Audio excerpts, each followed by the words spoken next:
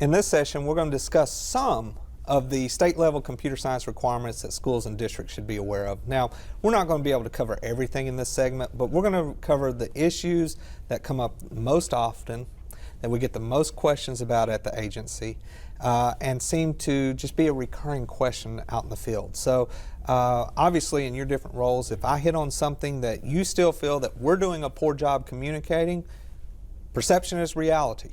So that's part of what this session is about, is trying to share that information out on a broader scale. So just to jump into it, let's go back to the beginning of what started all this. And really that was Act 187 of the 2015 regular session. And Act 187 established not only the Computer Science Task Force, Computer Science and Public Technology Task Force, let me get the full name in there, but it also set up our legislative requirement for our high schools to offer at least one computer science course. And by high school, we do mean grades 9 through 12. And the code is there. I'm not going to read it, but in short, it's just that high schools must offer one of our approved computer science courses. And as we talked earlier, that accessibility in that first year, or that access to those courses, is what almost quadrupled our enrollment as a state. So the question naturally comes right after we say there's this mandate that you have to offer a course. Well, what courses meet this mandate? Well, the first 2 years of the initiative, we had some what we refer to as stopgap courses. We had Essentials of Computer Programming, we used APCSA, Computer Science with Mathematics, and those were really designed in a way that we knew that we had to ramp up teacher professional development, get our systems in place that supported a more systemic K through 12 computer science curriculum.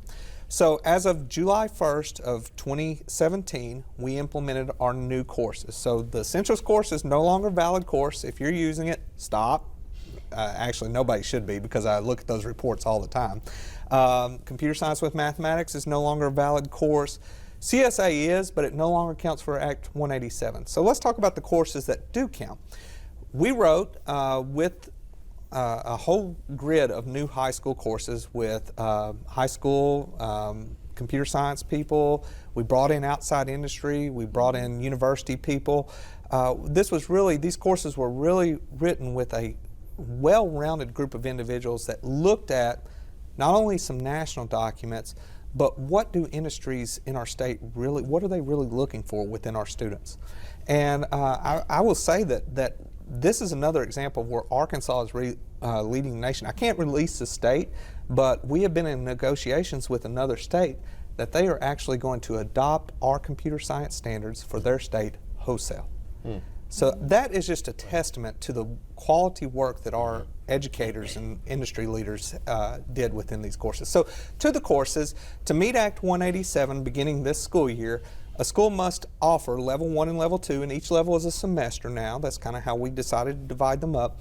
Our Computer Science with Programming Coding Emphasis, Level 1, Level 2 of Mobile Application Development, Level 1, Level 2 of Computer Science with Networking Hardware Emphasis, Level 1, Level 2 of Robotics, Computer Science with Information Security Emphasis, or our College Board AP Computer Science Principles. Notice Computer Science A is no longer on that list to meet the Act 187 requirement, and that's honestly because of that accessibility question that we brought up earlier. Computer Science A is a great course. We consider it to be an advanced course because of the level of computer science content that's within it.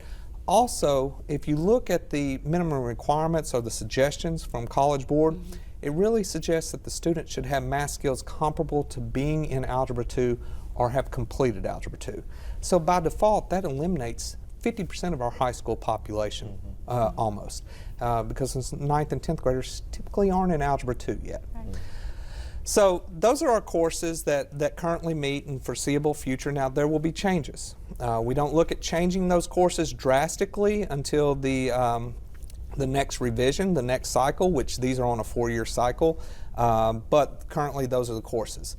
So what do you teach within those courses? Well, regulatory authority in Arkansas allows the State Board of Education to adopt standards. Y'all know that. Yes. We don't prescribe curriculum, though we are going to modify our role slightly in that, and we're going to have some discussions about curriculum moving forward in computer science and other STEM areas. So those are some changes. That is a change that our department's already looking at as we move forward, but more information will come out on that later.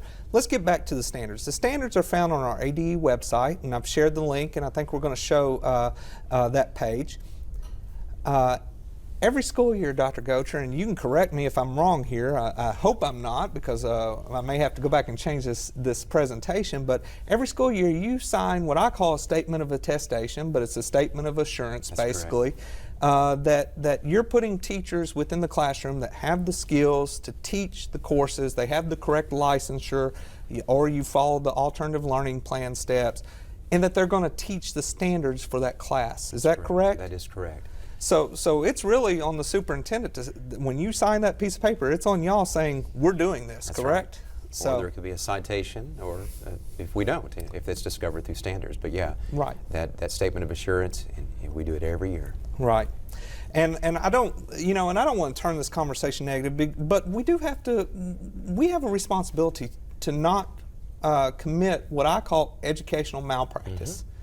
And and that's a big step of it, is that the superintendent is informed, and that they're assuring their public that we're doing what the state has said is in the best interest of students. Now, I know you go well beyond what the minimum of the state requires, so I have no concerns about your school and what you do.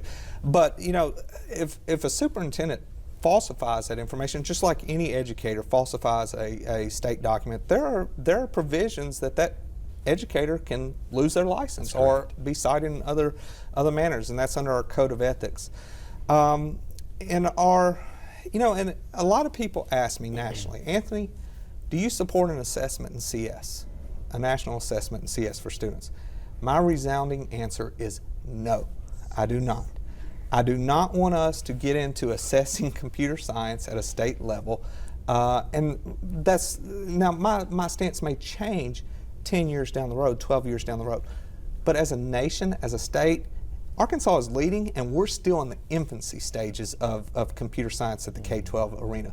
There's the only thing that we would do by trying to implement an assessment at this point is kill the initiative and kill the drive that's behind it. So that's the reason I don't support it this time. It's not that I don't support assessment and making sure our students are learning.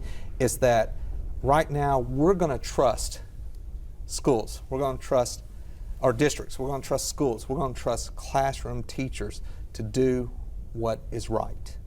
And that's the reason that I really don't think we need to move to assessment. But that said, there's always, as I mentioned earlier, there's always the schools that may not do what is appropriate, and that's where we have other mechanisms to address those. But I don't want to turn this conversation negative, but quick thoughts. No, my initial thought is one of the benefits that we have as superintendents and teachers and principals as well is making access of our co-ops. Great conversations happen at those co-ops. And so I always learn from my superintendent colleagues.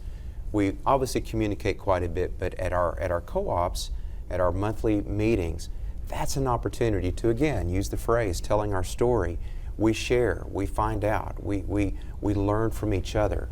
And so I have no problem promoting the Russell School District at the Archford Co-op.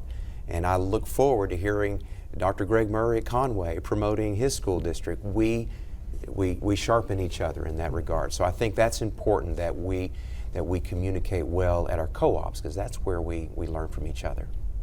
Agreed. And promotion, that's I love being able to promote Arkansas's initiative where I'm talking to other states, and honestly, I've been a part of that. You have been a part of that, but that gives me not only an opportunity to brag on Arkansas, but also learn from other states, because they always want to challenge.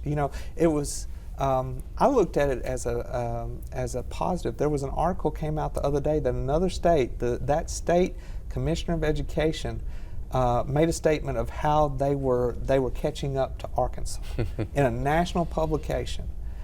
That, in computer science space, that is the kind of statement that makes me happy, and the governor, that they're looking at Arkansas as that leader, but it also reminds me what's next. We got to be looking at what's next, and I think that's the same thing as a superintendent. You've got competition down the road that you may lose families if another school starts getting beyond what you're doing. So it keeps us on our toes. It does. Well, I was just going to add, that's why I value so much the professional development that has been organized and sent out through co-ops, STEM centers across the state, Good point. through your computer science specialists that, I think most educators, administrators are aware of best practice and want to do the best for students in their districts. We see the same thing with science right now as well. When new standards are coming out, it's essential that teachers and administrators alike feel supported as they're developing their understanding. These are not standards that you're going to fully comprehend in a single read through. It's going to take some conversation. I've really found how valuable that's been as I've been with groups of educators, and we've taken the time and created space to look at those standards, to look at areas, especially like with the K-8 computer science standards, where they truly can be authentically integrated into our core instruction. And then areas where we need to look for specific resources, tools, strategies that we aren't currently using, and how we can grow and develop our program that's going to help not just increase access for computer science, but it's going to raise our level of rigor in our other instruction, our other core curriculum as well. So I really appreciate the professional development that is being made available and that's continued to be revised around those standards to increase access for our kids. And I'm curious, how can superintendents support teachers in a greater way? One of the things that I say often is one of the reasons a third of our teachers leave the workforce is because they feel a lack of support, and sometimes paperwork is in there depending on the profession. So Karma, how can I support teachers better in this field? What would be a great formula for success? Well, I think what you were saying about the co-ops and what you said about the, professional development, with this explosion of computer science, there's a lot of new teachers out there, not necessarily new teachers, but new computer science teachers like myself, and I'm the only one in my district. I'm the only computer science teacher, so I need to go to those things to make contacts, to learn new things. I can't go to my next door teacher and say, I just blew up this lesson. What do I, how do I have 5 minutes, how do I fix it before next class period?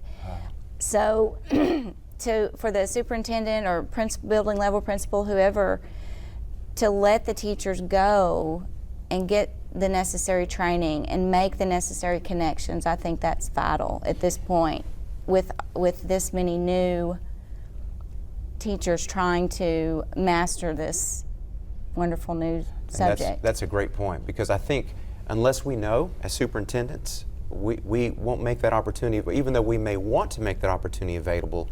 I think that's a great point. So we've got, especially taking advantage of the opportunities at the co-op. So thank you for that. That's a great point that I wish all of our superintendents could hear. Well, and hopefully they will. Yeah. And I agree wholeheartedly. Hadn't really thought about it in that context, but you're right. As a math teacher, at least I had the math teacher across the hallway. We have the CS listserv, but obviously that's a little bit more cumbersome than just walking across the hallway. So yeah, great point, Karma.